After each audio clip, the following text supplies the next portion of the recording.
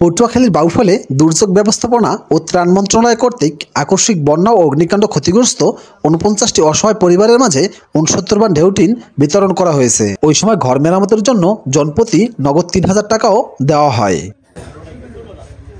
এই ক্ষতিগ্রস্ত যে পরিবারগুলো রয়েছে, বিশেষ করে যাদের বিভিন্ন ধরনের দুর্ঘটনা এবং অগ্নিকাণ্ডে ঘরবাড়ি পুড়ে গিয়েছে এবং যারা বিভিন্ন প্রাকৃতিক দুর্যোগে ক্ষতিগ্রস্ত হয়েছে, সেই সমস্ত পরিবারকে বাছাই করে আমরা তাদেরকে এই ঢেউটিন সহায়তা এবং তাদের আর্থিক সহায়তা করছি।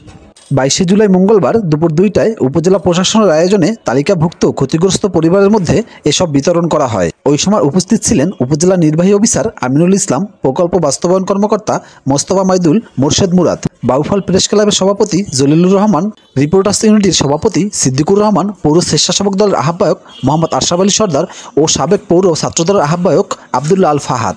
বক্তারা বলেন, অসহায় ও গরিব মানুষের পাশে এসে দাঁড়ানো আমাদের সবার কর্তব্য। সরজমিন, সোহেল গাজী, বাউফল।